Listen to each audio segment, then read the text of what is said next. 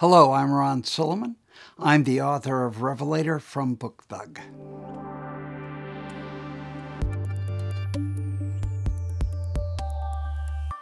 Revelator is the starting point.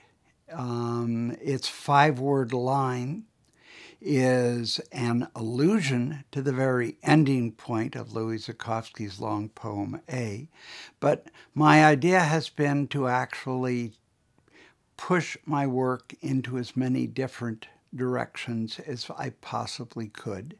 And I am in the process of creating a structure that will cycle. And universe is a verb rather than a noun in that sense.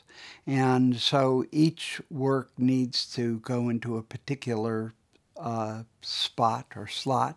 And I knew I wanted to begin where Zukofsky ended in that project. And that's literally sort of why it is where it is. I've got about 10 portions of it in various stages of construction at the moment, and none of them am not proceeding 1, 2, 3, 4, 5 by any means. And it's interesting to go through the process of seeing, as I write a piece, where it fits and what the logic it tells me needs to be. The poems are telling me where they need to go rather than the other way around.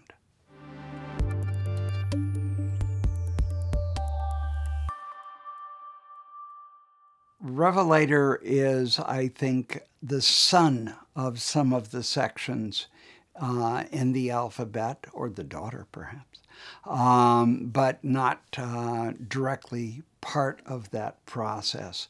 The form has relationships with a couple of the forms in those, but I can, I hope, use almost any kind of material in my work, and some of them are very, it's the right phrase, craft-oriented, in that I'm really focusing on the element of a specific formal element, such as the line in this particular case. The line is really very dominant in Revelator, whereas some of the other works I have, it's either in prose or the line is arrived at very differently. One of the other sections of Universe that I haven't totally finished yet is one in which I used a computer program to determine line breaks so that it wouldn't, quote, feel natural, unquote, because I wanted something that felt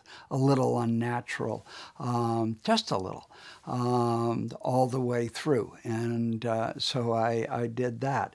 So that, anything in those terms is possible. And the real interesting question for me at any given moment is, what will this reveal about poetry, language, and the world that I haven't already seen? And that's where I'm really interested.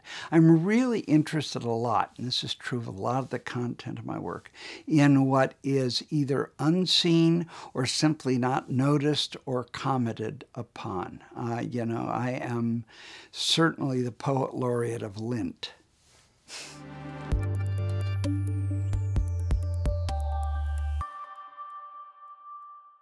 Well, the term Revelator refers to John the Revelator, which is a figure of, among other things, and there are multiple meanings to this, John the Baptist, and the ability to tell who is good and who is evil, and relates to the whole oral preacher tradition in those terms. The photograph on the cover is of a reading I gave of an earlier poem, an earlier book, back in 1978, where I chose the location where the cable car turnaround exists in San Francisco, right on Market Street, right next to the very first branch of the Bank of America, and which is where normally street preachers are reading from the Bible. So I was reading this book-length poem that particular day from beginning to end in that location, as though I were, in fact, actually a street preacher. And quite a few of my friends turned up for some or all of it. And Alan Bernheimer, the poet and French translator, is also a photographer and took that particular photograph, which has been reprinted a few times. It originally occurred on the cover of San Francisco Review of Books, somewhere back in the early 80s.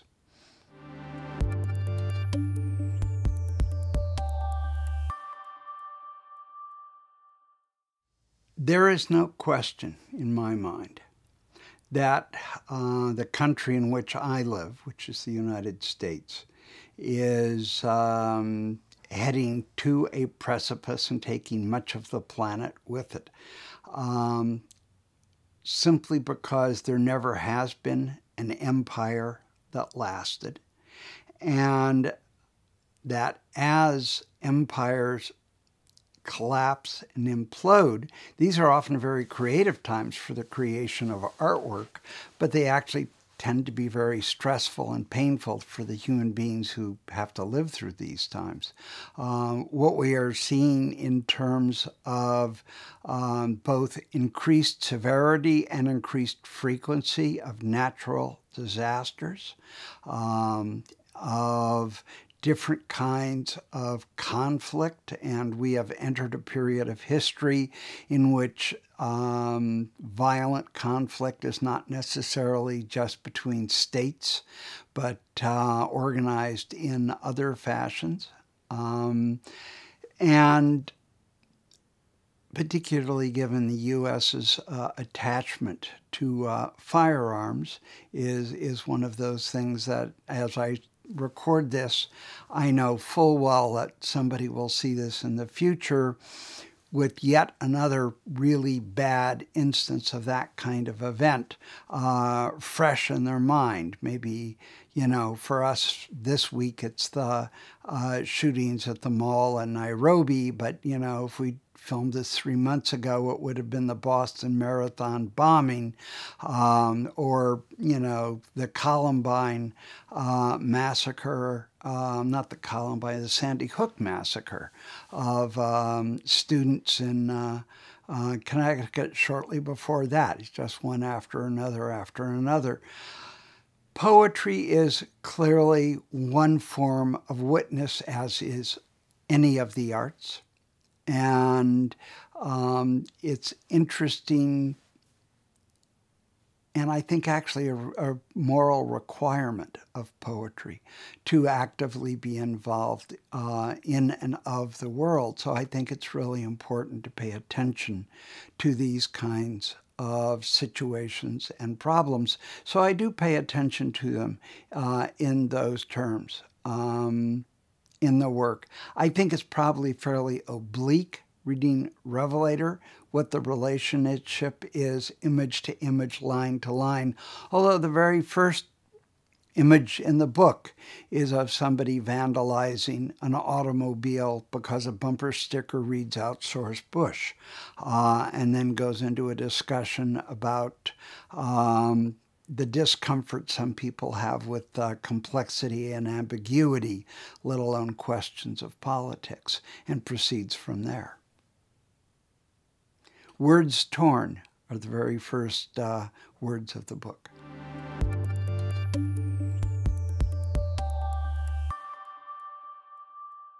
Well, to begin with, I really respect BookThug as a press. I have been totally impressed with the quality of the books as objects as well as texts.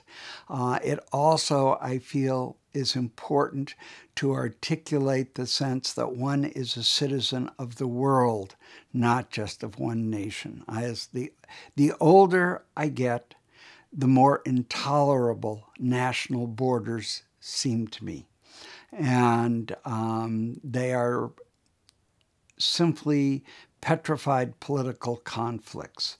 In the case of the United States, the border with Mexico is a mechanism by which Americans get to keep the violence or much of the violence associated with America's drug habits south of the border. So they're, quote, not our problem, unquote, in spite of the fact that our economy is what's driving them.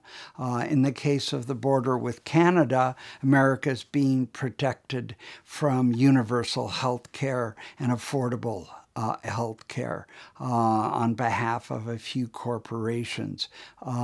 There's no reason, rationally, that the relationship between the U.S. and Canada shouldn't be more like the Schengen zone in the European Union, where there's functionally no more difference between what goes on in the U.S. and Canada than there is between what goes on between Alberta and British Columbia in those terms.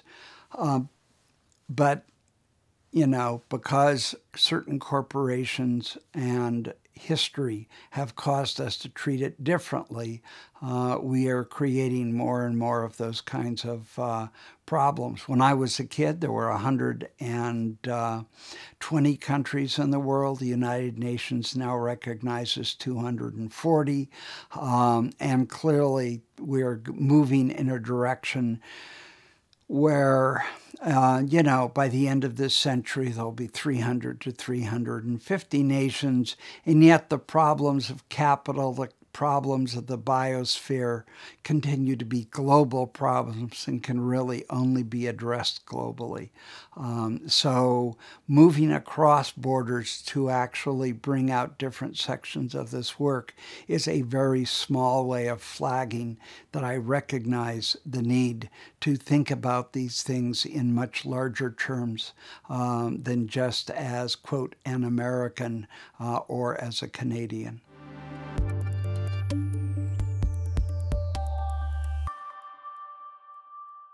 Well, partly because having retired, I'm not retired. And having completed 3 stages of a very long poem, of which this is now the 4th stage, this seems like the right time to really work on a long poem. I have been very fortunate to have all of my mature work not only come into print, but to stay in print, in some cases for over a quarter of a century. And those earlier parts of this project add up to 1,500 pages.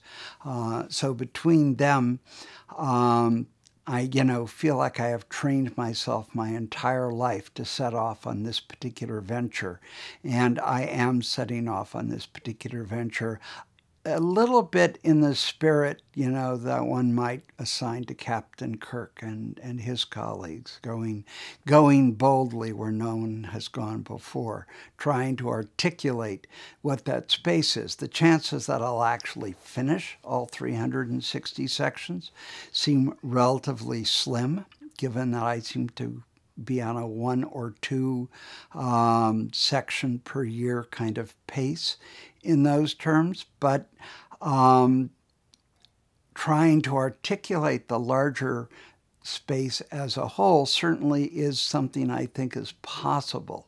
Whether or not I will then fill it completely in is another question. And it feels good to be trying to do that. One of the other sections, actually the 359th section, is entitled Silence and Prose, a line that I picked up from the work of John Berryman, who actually talked at one point in his life about how he hoped he would be in a position after a period of silence and prose, as he put it, to begin really a major poem in his 60s that would rage about all the problems of the world. Unfortunately, John Berryman did not live to be 60, so he never got a chance to find out.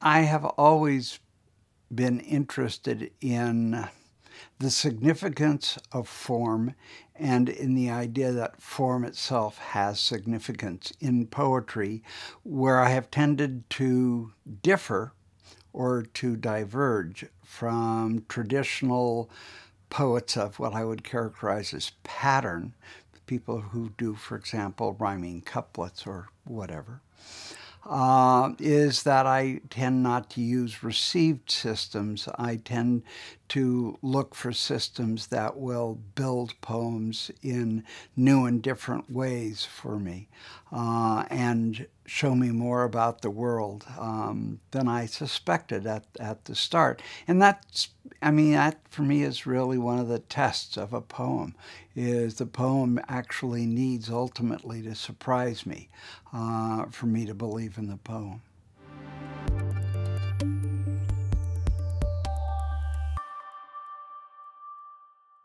I'm playing with them. I'm thinking about them.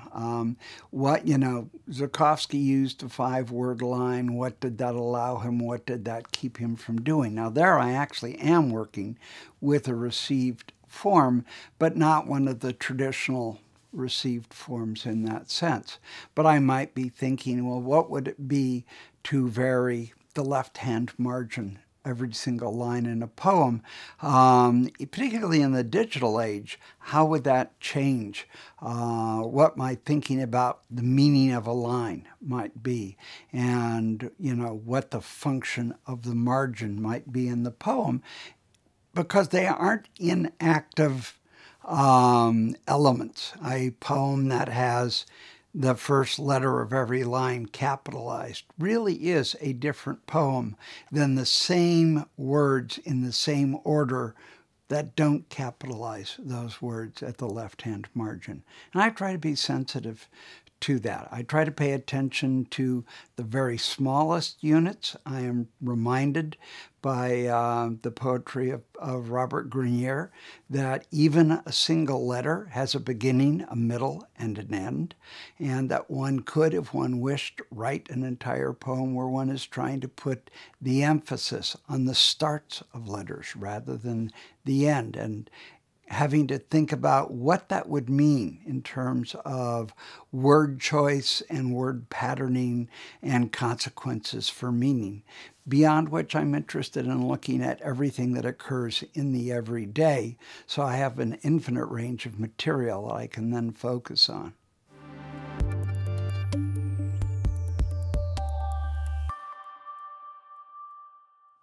Dear Krishna, it's 6:11 a.m.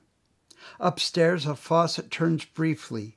Lily has grown now. Alan's hair thins at last. Melissa's perfect smile still shines, but no sign of Lulu. Time erodes what's dear, what's near is passed too soon to grasp fully the consequence. Dawn threatens a new day constantly. Sun as vicious as dusk, or rather simply uncaring. Birds disinterested in the infant's corpse. It's language that introduces emotion, or the other way round. My old street so narrow, 2 boys throwing a football would find my world unimaginable, and I'm sure theirs likewise will amaze them. How quaint that first home network seems already. Norma says of Barbara, she's there and then not, mimicking conscious more slowly now, so that others can see. You feel the heat's lack, but not the wind. Wind up an old clock. Airplane, I realize, is now tracking the traffic, the early commute, first train, best train. Still no hint of sun, but now all the trees, houses visible in silhouette, the dog audible by its collar, pause over hardwood, then a sigh. Across the street, windows emerge, porches, no longer just outlines, details, a larger jet now, a few cars than many. My penmanship more ornate today, no sign of the trembles. An instant ago, I sat in Eliot's kitchen, then taped words cut from the paper above the dog's white bowl. Good dog, the last I'd ever live with. I didn't know then. I dream you floating, not plummeting, from high off that bridge. Thank you.